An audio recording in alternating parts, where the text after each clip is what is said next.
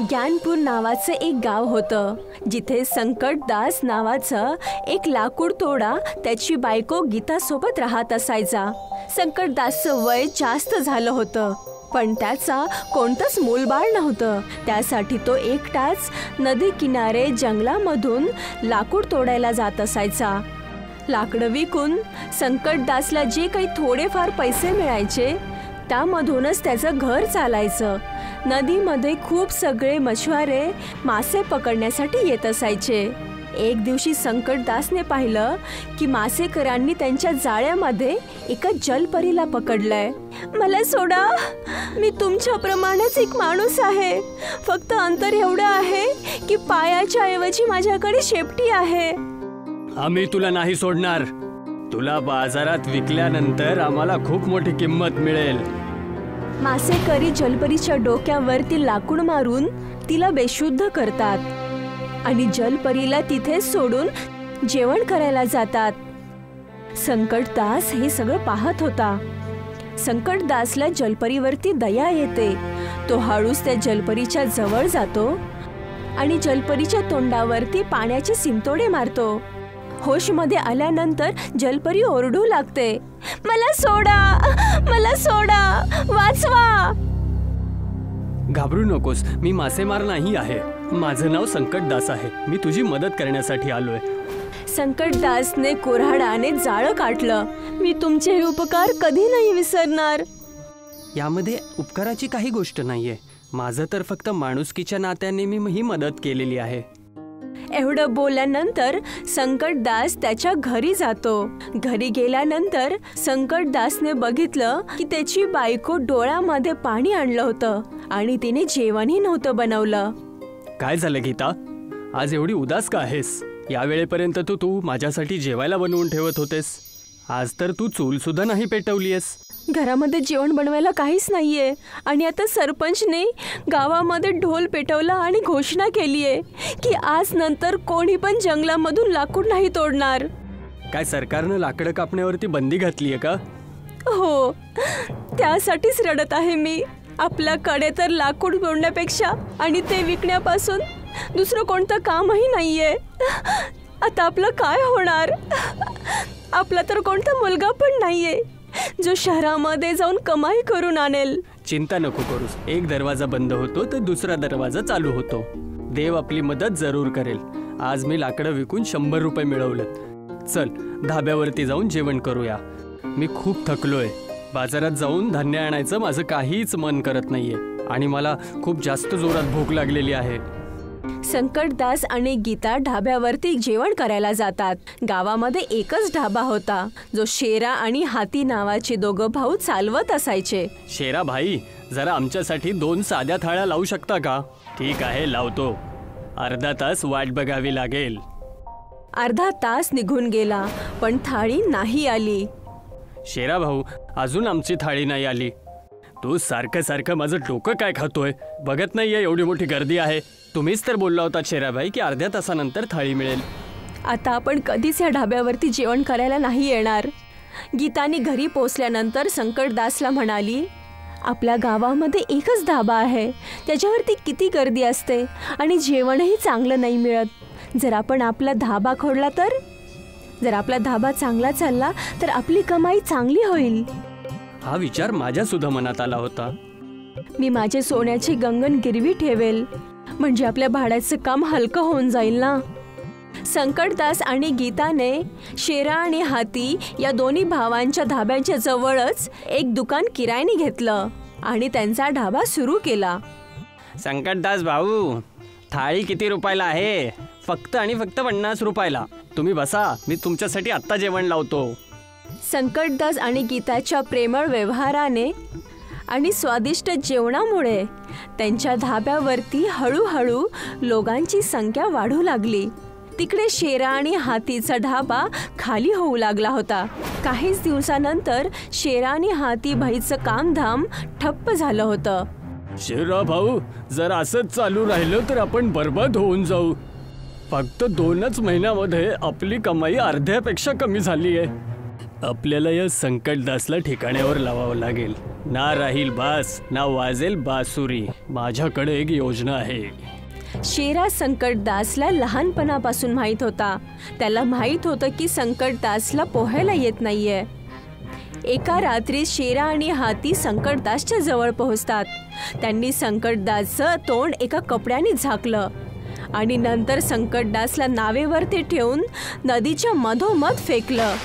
काहीच वेळामध्ये संकटदास नदीमध्ये बुडाले. काही वेळानंतर संकटदासचे डोळे उघडले तर त्यांनी स्वतःला पाण्याच्या आतमध्ये पाहिलं. तीच जलपरी जिचं संकटदासने एकदा जीव वाचवला होता ती संकटदासच्या समोर उभी होती. मी जिवंत कस काय राहिलो? काही बदमाशांनी माझ्या तोंडावरती कपडा बांधून मला नदीमध्ये फेकलं होतं. मी तुला वाचवलं आहे. पण मी पाण्याच्या आतमध्ये श्वास कसा घेऊ शकतोय? कारण मी तुम्हाला एक जादुई गोळी खाऊ घातली आहे. जलपरी संकटदासला एक घडा देते. जेव्हा तुम्ही ह्या घड्यामध्ये हात घालाल यामधून एक गोळी बाहेर येईल. त्या गोळीला खाल्ल्यानंतर कोणीही पाण्यामध्ये श्वास घेऊ शकतो. पण लक्षात ठेवा की ह्या गोळीचा असर फक्त 12 तास राहू शकतो. मी हे घडा तुम्हाला एक उपहार स्वरूप देत आहे. तुम्ही ह्याला घेऊन जाऊ शकता. संकटदास घडा घेऊन त्याच्या घरी येतो. त्यांनी त्या घड्याला सांभाळून ठेवलं आणि त्याच्या ढाब्यावरती काम करण्यासाठी जातो. शेरा आणि हाती त्याला बघून आश्चर्यचकित झाले. भाऊ, हा संकटदास जिवंत वाचून वापस परत कस काय आला? असं वाटत आहे यानं पोहायला शिकलं असेल. भैया, आता आपण काय करायचं? चिंता नको करूस. यावेळेस मी संकटदासला कुठलंच नाही ठेवणार. शेरा गावाच्या सरपंचाकडे जातो आणि त्याने सरपंचाला म्हणाला, सरपंचजी, माझ्यावरती एक उपकार करा. काय गोष्ट झाली शेरा? एवढा परेशान का दिसतोयस? सरपंचजी, गावातल्या सगळ्या एक माणसाला सांगा की कोणी पण संकटदासला आपलं दुकान किरायावरती नाही द्यायला पाहिजे. त्या संकटदासमुळे माझा सगळा धंदा चौपट होतोय. ठीक आहे, तुझं काम होऊन जाईल. संकटदास ज्या दुकानामध्ये ढाबा चालवत होता त्या दुकानाच्या मालकाने संकटदासकडून खाली करून घेतलं. यांना अचानक काय झालं? आपण तर चांगला किराया पण देत होतो, तरीही त्यांनी आपल्याकडून दुकान का छीनलं? काही गोष्ट नाही, मी काही दुसऱ्या जागेवरती किरायाने घेईल जागा. संकटदास निराश होऊन नदीच्या किनारे जाऊन बसतो. तेव्हा ती जलपरी जिने संकटदासला घडा दिला होता नदीच्या बाहेर आली. काय झालं संकटदास? आज तू एवढा उदास का आहेस? गावामध्ये कोणीच मला जमीन किरायावरती देण्यासाठी तयार नाहीये आणि मी माझ्या घरी सुद्धा ढाबा नाही उघडू शकत. माझं घर हे मुख्य रस्त्यावरती नाहीये. तिथे जेवायला कोणीच नाही येणार. संकटदासनी सगळी गोष्ट जलपरीला सांगितली. तू नदीच्या खाली पाताळलोक मध्ये ढाबा ओपन कर. त्या जमिनीवरती कोणाचाच अधिकार नाहीये. पण पाण्यामध्ये आग कशी लागेल आणि लोक तिथे श्वास कसे घेतील? काळजी नको करूस. पाताळलोक मध्ये आग लागू शकते. आम्ही पण तिथेच जेवण बनवतो. आणि राहिली गोष्ट पाण्यामध्ये श्वास घ्यायची, तर लक्षात आण, मी तुला एक घडा दिला होता ज्यामध्ये जादुई गोळी होती. हो, त्या मटक्याबद्दल तर मी विसरलोच. संकटदासने नदीच्या खाली पाताळलोकमध्ये धाबा उघडला आणि गावामध्ये जागेवरती बॅनर लावले. गावातली लोक पाताळलोकचा धाबा बघण्यासाठी खूप उत्सुक झाले. ते सगळे नदीच्या किनारी पोहोचले. संकटदासने सगळ्यांना मटक्यामधून काढून एक एक गोळी दिली आणि म्हणाला, ताई आणि भाऊ, या गोळीचा असर जो आहे तो फक्त 12 तासासाठीच असतो. त्यामुळे 12 घंट्यानंतर पाण्याच्या बाहेर जरूर या. लोकांनी नदीच्या खाली जाऊन पाताळलोकमध्ये संकटदासच्या धाब्यावरती जेवण केलं आणि पाताळलोकमध्ये सैर पण केली. संकटदासने नदी किनारी एका नोकराला उभं केलं आणि त्याला म्हणाला, जे पण जेवण जेवण्यासाठी येते त्याला मटक्यातून काढून एक गोळी द्यायची. असं बोलून संकटदास धाब्यावरती काम करण्यासाठी गेला. तिकडे शेरा रागाने खूप लाल झाला होता. पाताळलोकचा ढाबा, ही पण संकटदासने चांगली चाल चालली. आपले गाववाले तर तिथे जातच आहे, वरून दुसऱ्या गावातली लोक सुद्धा पाताळलोकाच्या ढाब्यावर जेवायला येत आहेत. आणि फिरायसाठी सुद्धा येत आहेत. आणि आपल्या ढाब्यावरती तर सन्नाटा झालाय नुसता. भाऊ, मी पण गेलो होतो पाताळलोकच्या ढाब्यामध्ये. पाताळलोकचं वातावरण खूप सुंदर आहे. खूप सगळ्या रंगेबिरंगी मासे दिसतात तिकडे. चुप कर. जर संकटदासचा ढाबा या गावात राहिला ना, तर आपल्याला या गावातून जाऊन कुठे दुसऱ्या गावामध्ये ढाबा लावावा लागेल. शेरा पुन्हा एकदा गावाच्या सरपंचाकडे गेला आणि म्हणाला, सरपंचजी, तुम्ही संकटदासच्या ढाब्याला नदीच्या आतमधून बाहेर हटवा. माझं खूप नुकसान होत आहे. माफ कर शेरा, मी संकटदासला अजून परेशान नाही करू शकत. संकटदासच्या ढाब्यामुळे दुरून दुरून लोक आपल्या गावामध्ये येत आहेत. त्यामुळे आपल्या गावाचं नाव होत आहे आणि बाहेरच्या लोकांमुळे गावातल्या लोकांची आर्थिक परिस्थिती सुद्धा चांगली होत आहे. यावेळेस मी तुझी काही मदत नाही करू शकत. शेरा त्याच्या घरी येऊन हातीसोबत बोलला, सरपंचजी पण आपली काही मदत नाही करणार. आता आपण काय करणार भाऊ? शेरा आणि हाता गाव सोडून दुसऱ्या गावामध्ये त्यांचा धाबा चालवू लागले. आता संकटदास आणि गीताचा पाताळलोकाचा ढाबा चालतच राहिला. राजन त्याच्या घरी चुपचाप एका 4 पाया पलंगावरती पडला होता आणि तेव्हा कोणीतरी खूप वाईट पद्धतीने त्याचा दरवाजा ठोकठवात होता. राजनची बायको नंदा स्वयंपाकघरात जेवण बनवत होती. राजनने उठून दरवाजा उघडला आणि राजनच्या समोर गावाचा सावकारी संपतराय उभा होता. संपतराय राजनला एकदम रागाने बघत होता आणि म्हणाला, बघायला तर तू खूप एकदम भोलाभाळा दिसतोस राजन, पण आतमधून तू एवढा खोटारडा असशील असं मी कधी विचार पण नव्हता केला. शेवटी मी असं केलं तरी काय? विसरलास? आज तुला माझे पैसे वापस द्यायचे होते. मला माहिती आहे संपतजी की मला तुम्हाला पैसे द्यायचेत, पण अजून तर दिवस संपण्यासाठी 6 घंटे बाकी आहे. संध्याकाळपर्यंत वाट तरी बघितली असती तुम्ही. नाही, मी संध्याकाळपर्यंत वाट नाही बघू शकत. मला माझे पैसे आत्ताच्या आत्ता हवेत. हे बघा, या वेळेला माझ्याकडे पैसे नाही आहेत. तुम्हाला तर माहिती आहे संपतजी की माझा शहरामध्ये खूप मोठा बिझनेस होता. अचानक बिझनेसमधून नुकसान झाल्यामुळे मला माझं घरबार आणि माझं शहर सगळं सोडावं लागलं आणि मजबुरीमध्ये मला इथे या गावामध्ये येऊन राहावं लागलं. तुम्ही तर माझ्याबद्दल सगळं जाणता. बस झालं, बस कर. तुझ्या ह्या गोष्टींना ऐकून ऐकून तर माझे कानं पकून गेलेत. अरे, तुझा बिझनेस जर डुबून गेलेला आहे तर तू काय मला पण डुबवतोस का? अरे, पूर्ण 3 महिन्याचं वचन देऊन पैसे तर घेऊन गेलास. आज 5 महिने झालेत. तुम्ही चिंता नका करू संपतजी. मला पूर्ण विश्वास आहे की आज संध्याकाळपर्यंत पैशाचा बंदोबस्त कुठून ना कुठून होऊनच जाईल. जसाही बंदोबस्त झाला मी स्वतः येऊन आपले पैसे देऊन जाईल. राजनचं बोलणं ऐकून संपतराय रागाने एकदमच जास्त बोलून तिथून निघून गेला. राजन त्याच्या डोळ्यामध्ये पाणी आणून 4 पायीवरती बसला आणि तेवढ्यात त्याची बायको नंदा त्याच्या जवळ येऊन म्हणाली, तुम्ही त्याला खोटं का बोललात की तुमच्याकडे पैसे येतील? संध्याकाळपर्यंत पैसे कुठून येणार तुमच्याकडे? काल मी माझ्या मित्र नितीन सोबत बोललो होतो. आज तो काही पैसे मला देऊन जाईल. कधीपर्यंत स्वतःला असं खोटा दिलासा द्याल तुम्ही? अरे, वाईट वेळेत कोणी कोणाचं सोबत नसतो. तर आता तूच सांग नंदा, मी काय करू? माझ्यामुळे लग्नानंतर तुझा अभ्यास अपूर्ण राहिला. जर माझा बिझनेस बर्बाद नसता झाला तर तू खूप मोठी सायंटिस्ट होऊ शकली असतीस. काळजी नका करू. मी आता एका माझ्या प्रायव्हेट प्रोजेक्टवरती खूप मेहनत करतेय आणि मला खूप खात्री आहे की मी त्याच्यामध्ये सफल होईल. कोणत्या प्रोजेक्टचं बोलत आहेस तू नंदा? या प्रोजेक्टवरती काम करून पूर्ण 2 वर्ष झालेले आहेत. आधी तुला शहरात वेड्यात काढत होते, आता या गावामध्ये सुद्धा तुला वेड्यात काढायला लागलेत. जर असंच चालत राहिलं तर मला इच्छा नसताना नदीमध्ये उडी मारून जीव द्यावा लागेल माझा.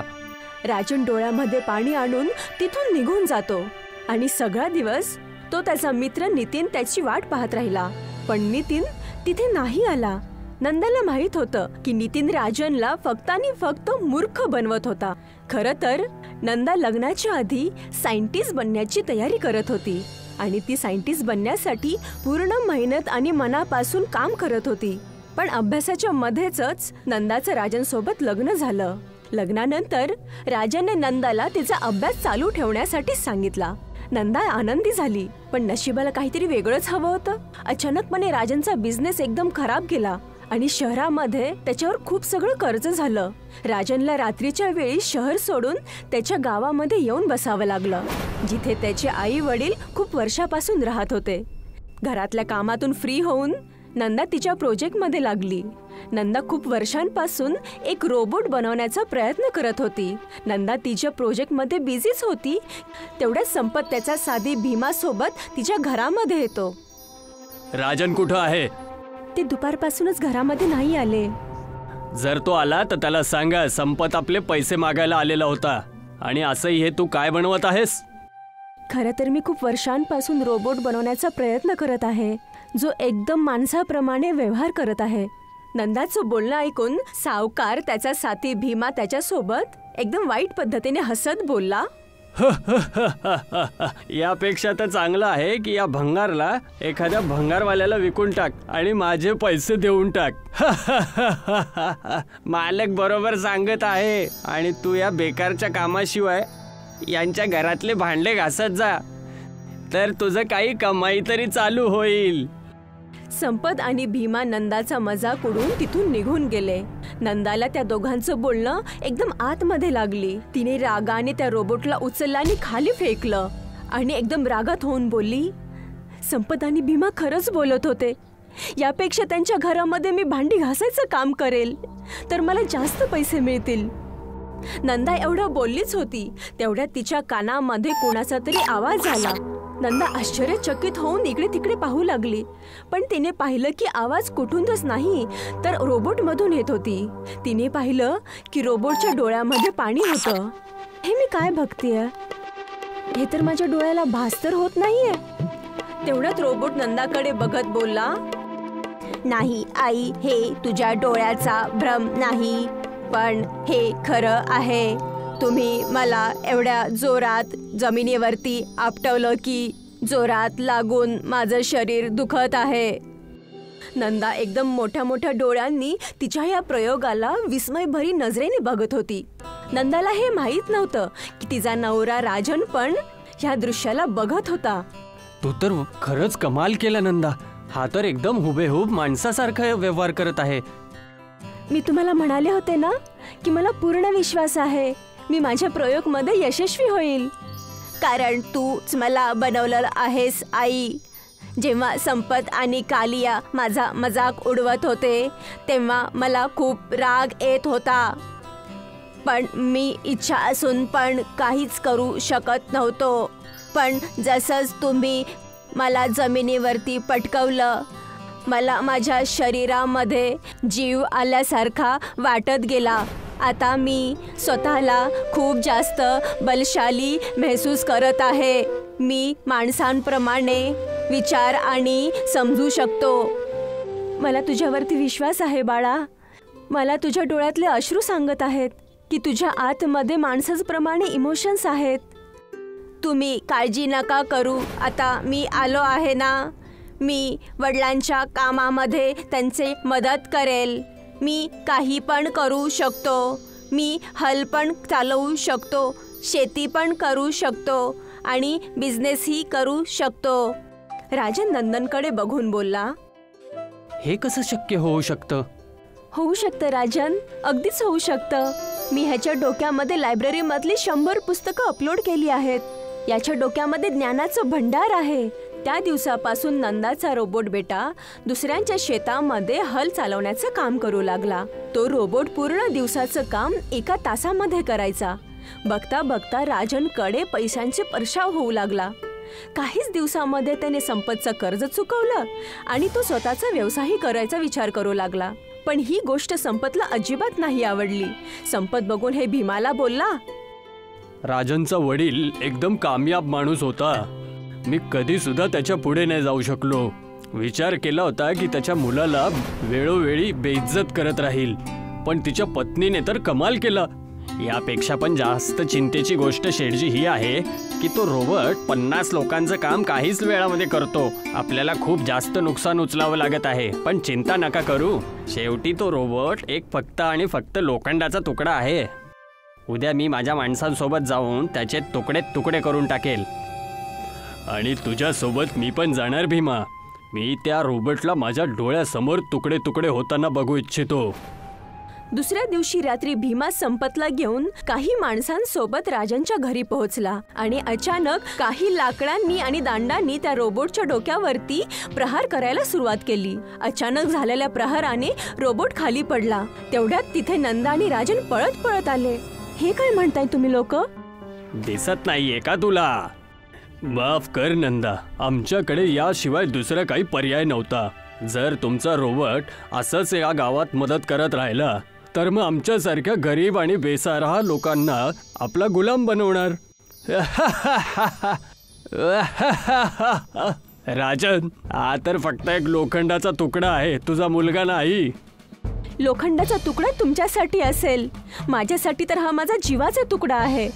अचानक रोबोटच्या शरीरामध्ये विजेप्रमाणे फुर्ती आली आणि त्यांनी उठून संपत आणि सावकाराला हवेमध्ये उचललं आणि ती दोघं जमिनीवरती पडली आणि एकदम थरथर कापू लागली. मालक, या रोबोटच्या मध्ये तर खूप जास्त जीव आहे. एकदम बरोबर बोललास भीमा, आपल्याला जीव वाचवून इथून पळावं लागेल. पळ. ते दोघंही घाबरून त्याच रात्री गाव सोडून पळून गेले आणि बघता बघता नंदाचा मुलगा रोबोट पूर्ण विश्वामध्ये मशहूर झाला.